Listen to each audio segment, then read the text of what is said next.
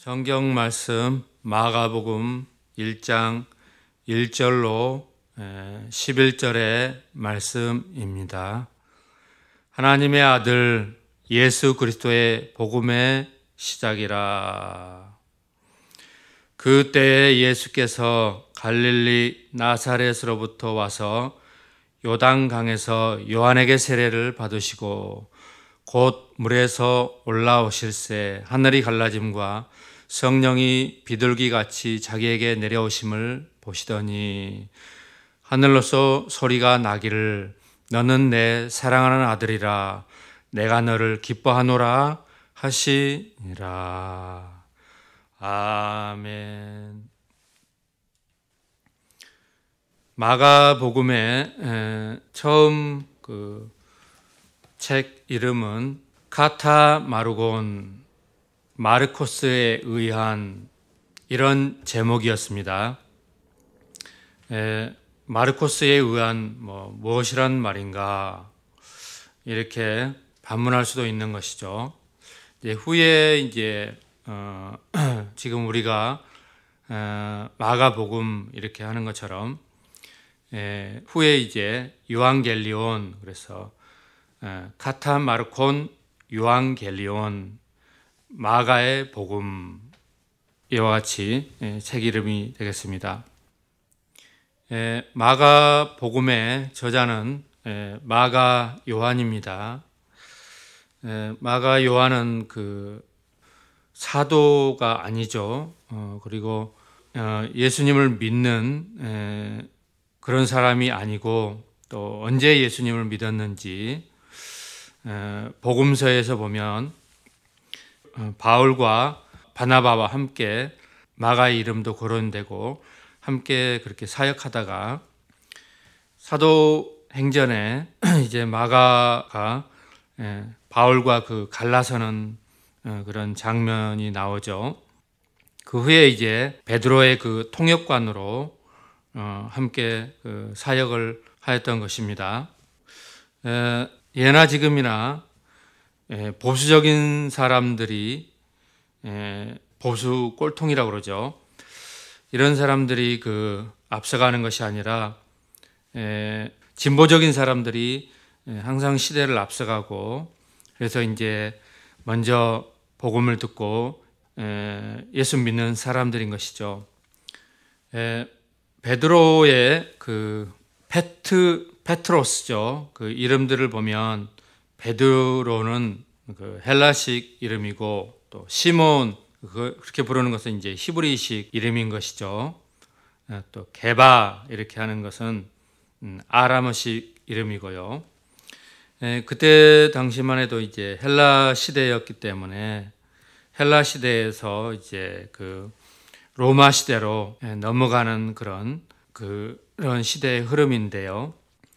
그래서 로마식 이름, 또 라틴어식의 이름들이 성경 곳곳에 등장하는 것을 볼 수가 있는 것입니다. 이렇게 보수적인 사람들이 누구냐 하면 바로 바리새파 사람들이고요. 조금 더 진보적인 사람들은 사두개인이고, 또 더 거기서 진보적인 사람들은 예수님을 믿는 사람들, 그 시대에 또 앞서가는 그런 사람들인 것입니다. 그래서 오늘 본문을 기록한 마가는 적어도 4개 국어를 했을 것으로 봅니다. 히브리어를 하고, 또 아람어, 그 다음에 헬라어도 하고, 또 라틴어도 하고, 이렇게 적어도 4개 국어를 했을 것으로 보여집니다. 반면에 베드로는 자기 말밖에 못하죠. 그래서 복음을 전할 때 한계가 있는 것이죠. 로마 사람들에게나 또 헬라 사람들에게나 이런 사람들 앞에서 복음을 전할 때 모국어 히브리어밖에 못하기 때문에 당장 한계를 느끼고 그럴 수밖에 없는 것이죠. 그래서 마가를 데리고 통역관으로서 함께 일했다는 것이죠. 그래서 마가가 현장에서 듣는 것을 너무나 통역을 해서 여러 번 하고 해서 마음속에 그 복음들이 뚜렷이 남아있기 때문에 그래서 이 책을 썼다는 것입니다. 이렇게 젊은 마가 요한은 사도들과도 비견될 만한 그런 위대한 사역자로도 평가받고 있습니다. 이처럼 우리 기독교인들은 시대에 뒤처지는 그런 사람들이 아니라 항상 시대보다 앞서가는 자들로 적어도 30년 또는 그 이상 앞서가는 자들인 것입니다. 그래야 좀 일꾼이 되는 것이죠. 이 책의 기록 연대는 기록 연대를 보면은 이레니우스의 주장을 보면은 예루살렘의 멸망을 미래로 서술한 그런 것이 있는데 그렇다면 AD 70년보다 그 전에 기록된 것이 아니냐 이렇게 봤을 때에 AD 68년 경으로 볼 수도 있겠습니다. 그러나 이러한 것은 그렇게 신빙성 있고 정확하지는 않은 자료인 것 같습니다. 하나님의 아들 예수 그리스도의 복음의 시작이라. 이 말씀은 아무 뜻 없이 상투적으로 쓴 내용이 아니라 강한 의식적으로 마가의 자신의 복음서에 중요한 제목의 이야기라는 것을 시사하는 것입니다. 구약 성경에는 복음이라는 단어가 없습니다. 이사야서에서 보면 아름다운 소식이라는 단어가 처음 등장하긴 합니다. 그러나 복음이라는 이 말을 이해하지 못한 그런 시대인 것이죠. 그러나 이것이 우리에게 좋은 소식인 복음이 되지 못하는 것입니다. 복음이라는 단어의 의미는 유앙겔리온이라는 말인데 하나님이 친히 이 땅에 오셔서 자기 백성을 구원하여 자기들의 백성을 다스린다는 단어가 복음이 되는 것입니다. 하나님이 자기 백성을 구원하고 자기의 백성을 성령을 통하여 다스린다는 단어가 유앙겔리온의 복음의 단어인 것입니다. 복음이라는 단어에 이해하기 위해서는 선제적으로 하나님의 아들 예수 그리스도가 이 땅에 오셔서 자기 백성을 구원하고 성령을 보내서 자기 백성을 다스리게 하는 것을 복음이라고 말한다는 것입니다. 그렇게 중요한 복음을 이해하는 단어가 하나님께서 선지자 이사야의 글에 보라 내가 내 사자를 내 앞에 보내노니 저가 내 길을 예비하리라. 광야에 외치는 자의 소리가 있어 가로되 너희는 주의 길을 예비하라. 그의 첩경을 평탄케 하라. 기록된 것과 같이 세례 요한이 이르러 광야에서 죄 사함을 받게 하는 회개의 세례를 전파하니. 예수님보다 6개월 먼저 난 세례 요한이 광야에서 전파하여 예수님 오시는 길을 평탄케 하는, 그리고 또 죄를 회개하고 여기 세례 그랬는데 침례죠. 물에서 받는 그 침례를 베풀었다는 것입니다.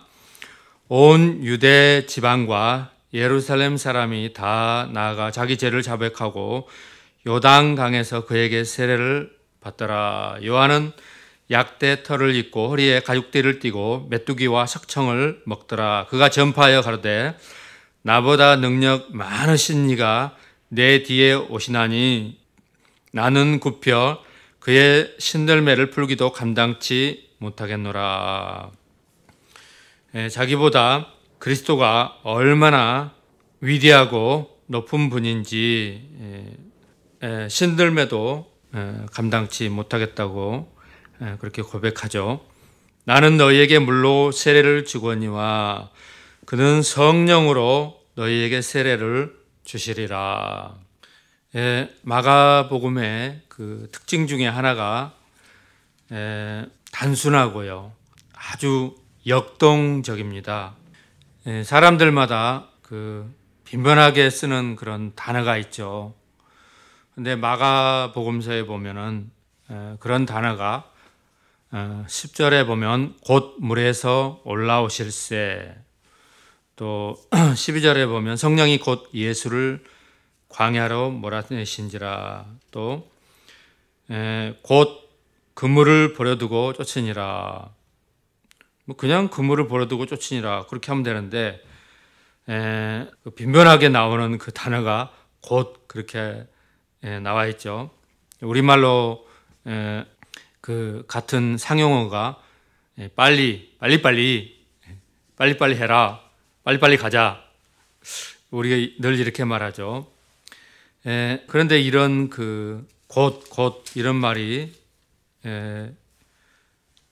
1장만 보더라도 또 20절에 보면요, 곧 부르시니 그 아비 세베대를 이렇게 나와 있고, 또 28절에 예수의 소문이 곧 온 갈릴리 사방에 퍼지더라. 또 42절에 보면 곧 문둥병이 그 사람에게서 떠나가고, 이렇게 성경 그 곳곳에 이런 표현들이 자주 등장하죠.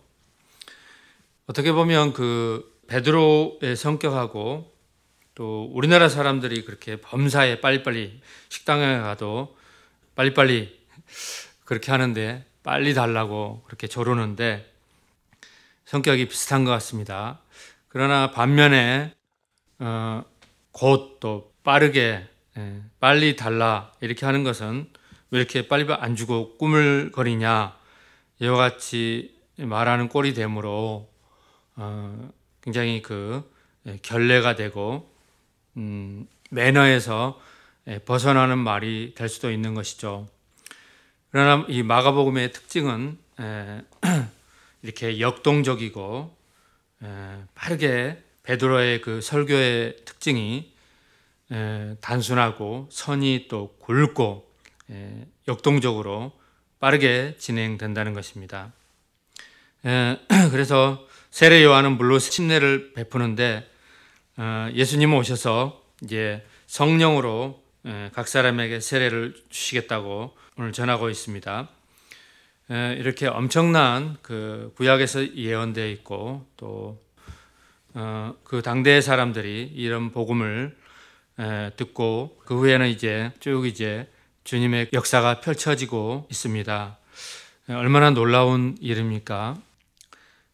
사람이 그 받는 그 선물 중에 가장 귀하고 보배로운 것이 바로 하나님께로부터 받는 성령의 선물로 받는 그런 것인 줄 믿습니다. 그래서 아직도 예수 그리스도를 믿지 않는 그런 사람이 있다면 성령을 선물로 받을 줄을 생각하고 교회에 나오시고 예배드리고 또 기대하는 마음으로 가지시라는 것입니다. 그때 예수께서 갈릴리 나사렛으로부터 와서 요단강에서 요한에게 세례를 받으시고, 곧 이 예수님께서 받은 세례는 예수님 뭐 죄가 있으셔서 세례를 받은 것이 아니라 택한 백성들을 대표적으로 제사하는 그런 세례를 받는 예표가 되겠습니다. 곧 물에서 올라오실새 하늘이 갈라짐과 성령이 비둘기같이 자기에게 내려오심을 보시더니, 예수님께서 이제 세례 받으시고 올라오실새 성령이 비둘기 형상으로 이렇게 머리 위에 내려오심을 보았다라고 말씀하고 있습니다. 하늘로서 소리가 나기를 너는 내 사랑하는 아들이라 내가 너를 기뻐하노라 하시니라. 성령이 곧 예수를 광야로 몰아내시는지라. 광야에서 40일을 계셔서 사탄에게 시험을 받으시며 들짐승과 함께 계시니 천사들이 수종 들더라. 성령 받고 바로 그 광야에서 마귀에게 그 시험을 받으시는 그런 장면들이 쭉 나타납니다. 이렇게 그 하나님의 아들이시고 육신으로 오셔서 우리와 동일한 시험을 받으시는 모습인 것이죠. 요한이 잡힌 후 예수께서 갈릴리에 오셔서 하나님의 복음을 전파하여 가르칠 때 때가 찼고 하나님의 나라가 가까웠으니 회개하고 복음을 믿으라 하시더라. 갈릴리 해변으로 지나가시다가 시몬과 그 형제 안드레가 바다에서 금을 던지는 것을 보시니 저희는 어부라. 예수님께서 그 제자들 12를 택하시는데 그렇게 학식 있는 사람들 또 귀한 가문의 그런 자제들을 택하는 것이 아니라 그때 당시에서는 가장 그 낮은 그런 사람들을 예나 지금이나 그 막노동하는 사람들, 배를 타고 바다에 나가서 고기를 잡는 사람들, 굉장히 힘든 그런 하루하루를 보내는 사람들이죠. 또 태풍이 오고 또 강풍이 불고 그러면 그때 이제 바다에 나가거나 바다에서 있는데 태풍이 이렇게 몰아치면 얼마나 파도가 출렁이고 바람도 세고 무섭고 위험한 그런 것을 감수하며 그런 일을 하겠습니까? 직업 중에도 그렇게 되면 이제 극한 직업에 해당하는 거죠. 이런 직업의 사람들은 그런 것을 만나면 굉장히 힘들고 위험에 처하고 그런 사람들인 것입니다. 굉장히 고생스러운 그런 삶을 살아가는 사람들이죠. 이런 그 젊은이들을 예수님께서 제자로 삼았다는 것입니다. 예수께서 가라사대 때 나를 따라오너라 내가 너희로 사람을 낚는 어부가 되게 하리라 하시니 곧 그물을 버려두고 쫓으니라. 조금 더 가시다가 세베대의 아들 야고보와 그 형제 요한을 보시니 저희도 배에 있어 그물을 깁는데 곧 부르시니 그 아비 세베대를 싹꾼들과 함께 배에 버려두고 예수를 따라가니라. 이런 사람들의 공통점은 누구나가 쉽게 알아볼 수 있을 것입니다. 잔머리 굴리고 장꾀를 부리고 그 사특한 그런 지혜나 그런 것이 유전되거나 그런데 가장 어려서부터 노출이 되어서 그런 것으로 먹고 사는 그런 사람들이 아니고 정직하고 순수함이 있고 이런 사람들인 것입니다. 저희가 가버나움에 들어가니라. 예수께서 곧 안식일에 회당에 들어가 가르치심에 무사람이 그의 교훈에 놀라니라. 이는 그 가르치시는 것이 권세 있는 자와 같고 서기관들과 같지 아니함이라라. 마침 저희 회당에 더러운 귀신 들린 사람이 있어 소리질러 가로되 나사렛 예수여 우리가 당신과 무슨 상관이 있나이까? 우리를 멸하러 왔나이까? 사람들은 몰라보는데 귀신들은 당장 알아보죠. 나는 당신이 누구인 줄 아노니 하나님의 거룩한 자니이다. 예수께서 꾸짖어 가라사대 잠잠하고 그 사람에게서 나오라 하시니 더러운 귀신이 그 사람으로 경련을 일으키게 하고 큰 소리를 지르며 나오는지라. 다 놀라 서로 물어 가로되 이는 어쩌면요 권세 있는 새 교훈이로다. 더러운 귀신들이 명한즉 순종하는도다 하더라. 예수의 소문이 온 갈릴리 사방에 퍼지더라. 회당에서 나와 곧 야고보와 요한과 함께 시몬 베드로의 시몬 안드레의 집에 들어가시니 시몬의 장모가 열병으로 누웠는지라. 사람들이 곧 그의 일로 예수께 여짜온대 나아가사 그 손을 잡아 일으키시니 열병이 떠나고 여자가 저에게 수종드니라. 저물어 해질 때에 모든 병자와 귀신 들린 자를 예수께 데려오니 온 동네가 문 앞에 모였더라. 예수께서 각색 병든 많은 사람을 고치시며 많은 귀신을 내어 쫓으시되 귀신이 자기를 알므로 그 말하는 것을 허락지 아니하시니라.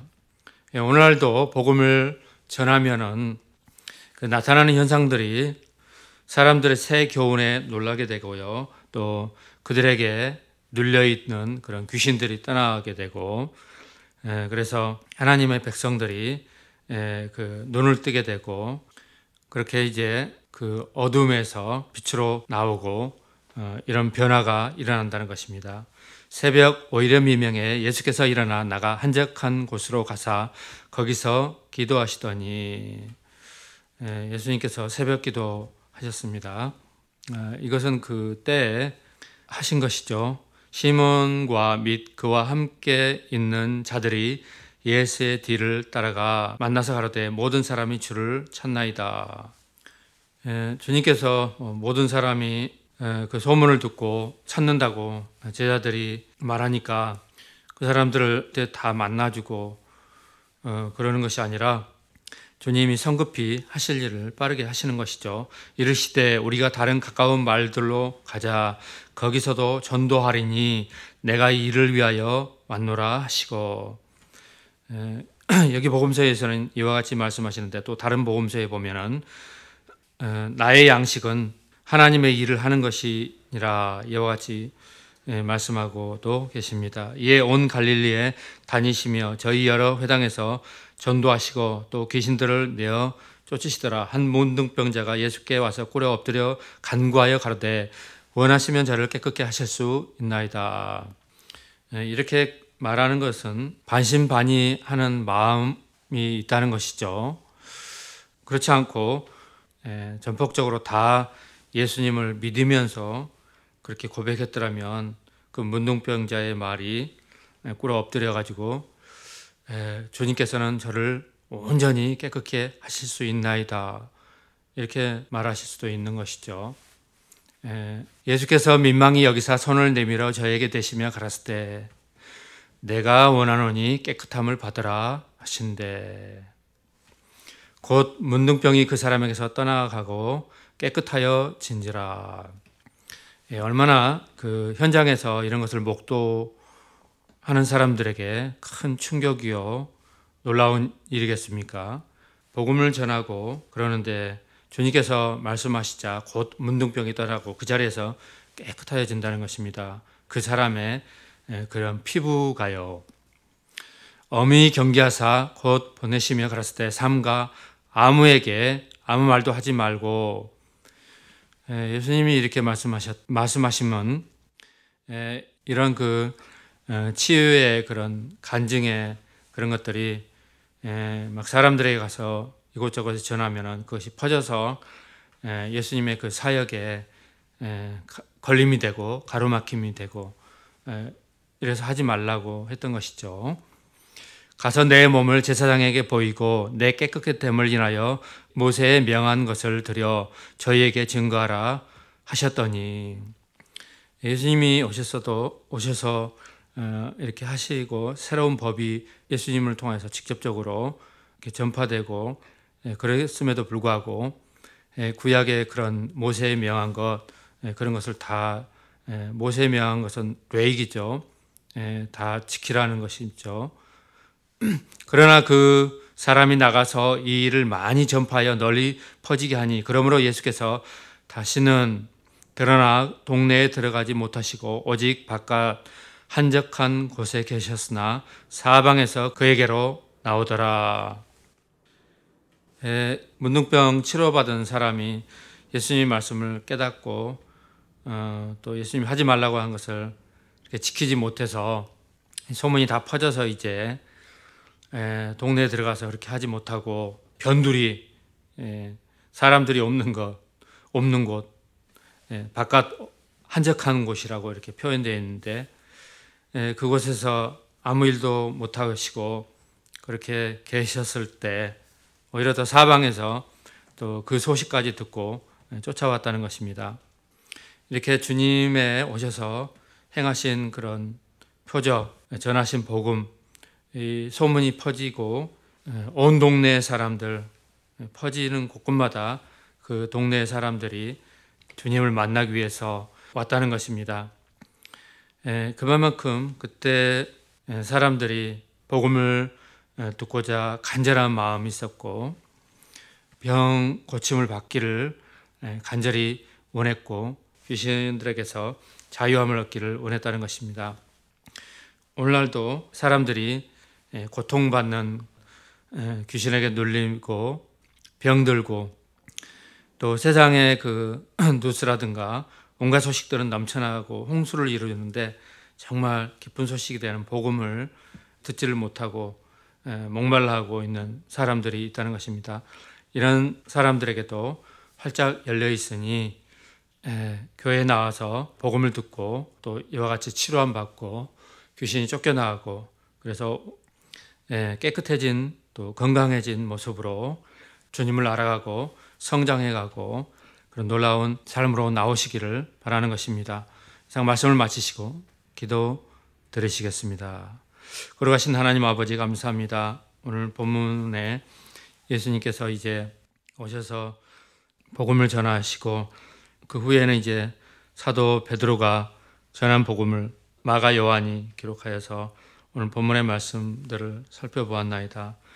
우리 가운데 복음의 참된 좋은 소식으로 이 시간도 오셔서 우리의 모든 어두움과 병든 것과 귀신에게 눌리고 하는 것들을 다 물리치시고 자유케 하시고 병든 자를 고치시고 치료하시는 놀라운 은혜의 복음이 온 세상에 전파되게 하시니 감사합니다. 하나님의 백성들을 온전케 하시고 치유하시고 은총을 나리워 주옵소서. 거룩하신 주 예수 그리스도의 이름으로 기도드리옵나이다. 아멘.